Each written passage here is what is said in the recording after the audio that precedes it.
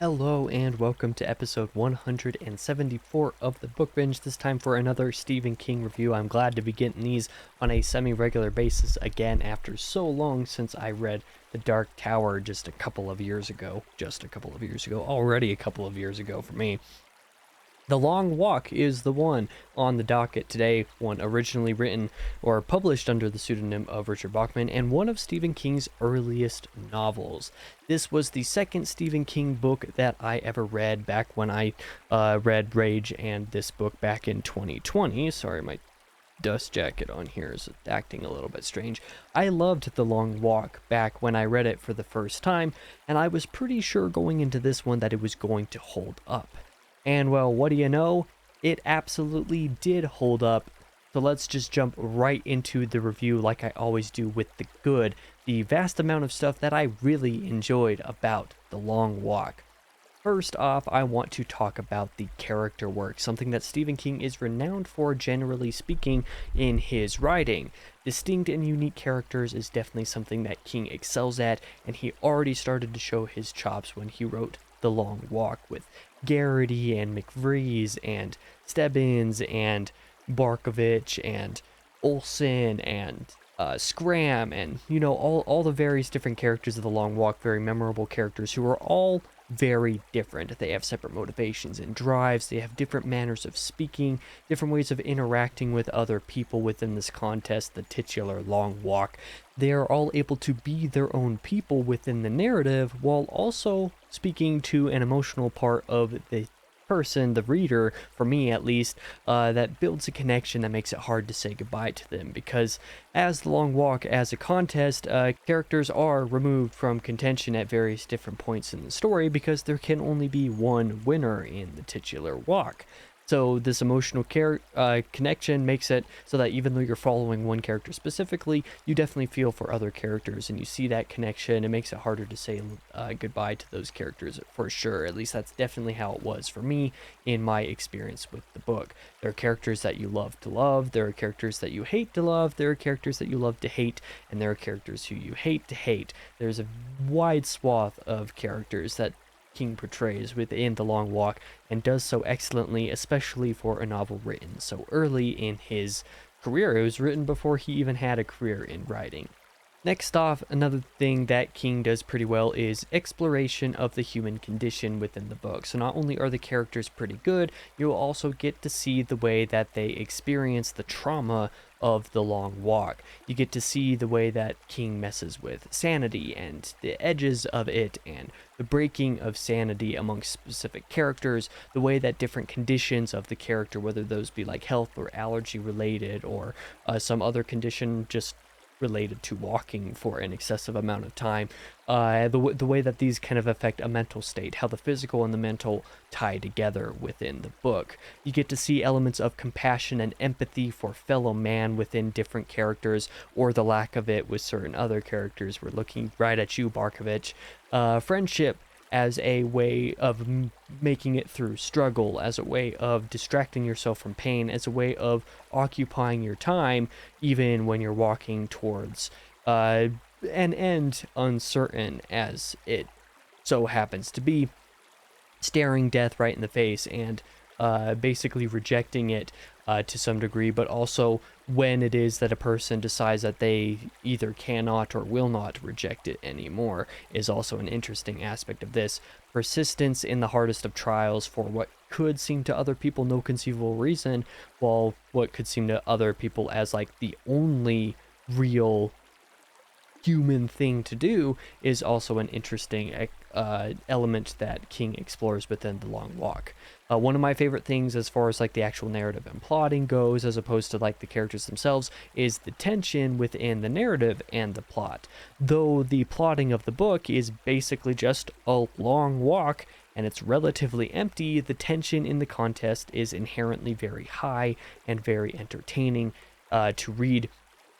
It gets your heart pumping, it gets you really anxious, it's able to dig at you and get under your skin, despite the fact that there isn't really that much objectively like going on for the most part. This is also something that King does pretty well, even when he's doing like slice of life stuff. Of course, The Long Walk isn't really slice of life per se, but it is something that is relatively empty narrative plot wise, like I said, but that is still very easy to read and very tense and still able to get at you for sure. The story, by all means, this specific story should be a really boring one, but it is nowhere near being simply boring. Despite predicting the outcome of the overall plot as well and the individual plots of certain contestants, the way that certain character dynamics are going to go, King is able to pull out some surprise at times, that's for sure, and he's able to keep you on your toes, even as far as the overall plot is concerned. You go from different moments thinking like, oh, I think I know what's going to happen next, and it turns out like, no, that's not actually what happens next. King decides to do something a little bit different with it, surprises you a little bit with the story, and it's like, fair enough. For having such an empty story, he is able to keep it exciting surprisingly well, all things considered.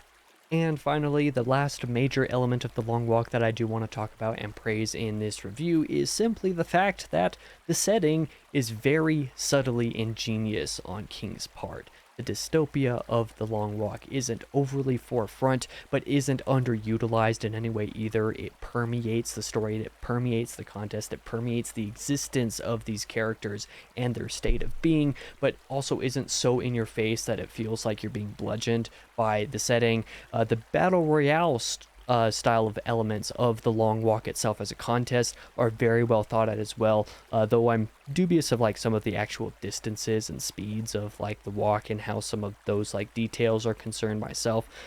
Generally speaking, the elements of the Battle Royale like story are acceptable enough for me to even suspend my disbelief as far as some of that other material goes.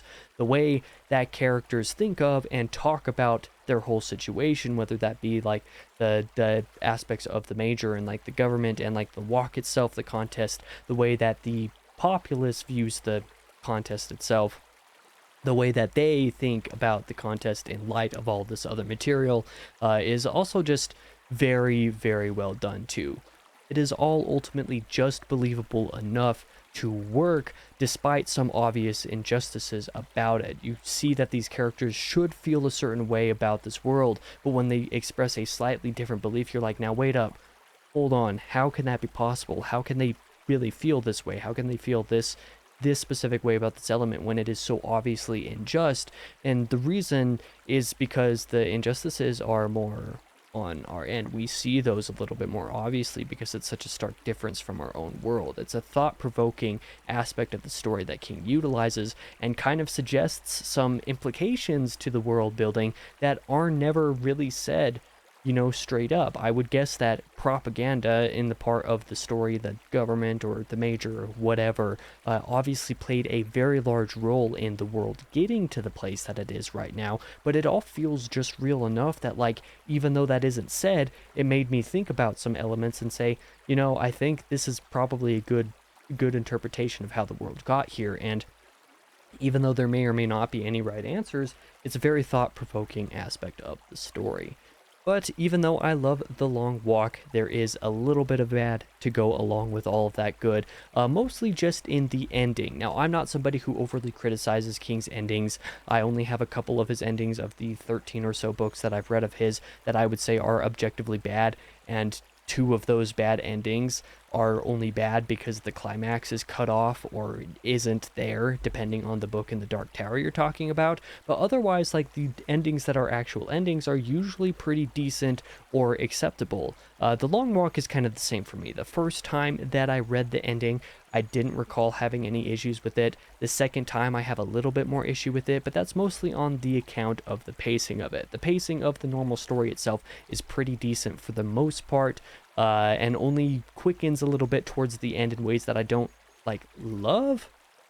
You know, it's not a bad decision, it's not a bad thing. This ending isn't bad either, but there is aspects to the ending and, like, finalizing the sort of plot of the story that does feel a little bit abrupt. It did leave me wanting this to go just a little bit longer. The relative rush and also the sort of vagueness of the ending makes for something that could be a potential letdown. for certain people. Like I said, by no means an objectively bad ending, but a tad disappointing and too quick to be sure. I guess that some other people as well, kind of what I was talking about earlier about the plot being relatively empty, like there's not a whole lot actively going on besides just following the characters as they go on this long walk. Some people could find the story a little bit boring and probably too long. As for the ugly, well, let's just say that as an aspiring writer myself, there ain't no better way to feel inadequate in my supposed talents in writing than remembering that King was basically wrote the story at like 17 or 19 years old or something like that. So several, at least a few years, if not several years younger than even I already am, and I'm a young person. So don't worry, I'm not jealous or upset about this fact, but it is a little bit sobering to recall that somebody so young could write a story so good. It never ceases to astound me that that is possible in certain cases, but I personally use it as a little bit more motivation, the way that I think about my own work, but it is certainly ugly if you want to think about it that way. The fact that somebody who may have only been like 17, 18, 19 years old when they wrote The Long Walk is like, that's quite the accomplishment. Definitely. It wasn't his debut published book, but like I think it was the first book that he wrote, and yeah, that's pretty dang cool. As for the recommendation, yes, I absolutely recommend The Long Walk by Richard Bachman slash Stephen King.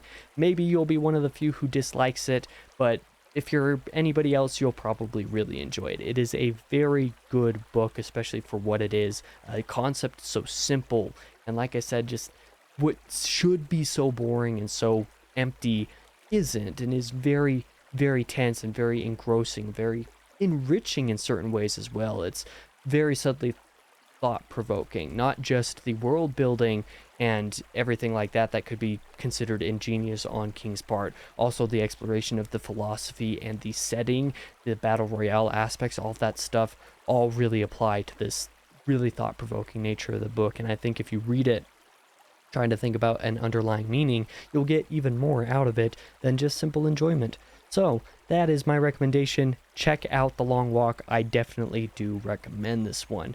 I was originally planning on reading Night Shift after finishing up Rage before going into The Long Walk, but since some friends were reading The Long Walk, I decided to actually read that first instead and do this review. So originally this review was going to come out in a month, and today's review was going to be for Night Shift, but Night Shift's review will be next month.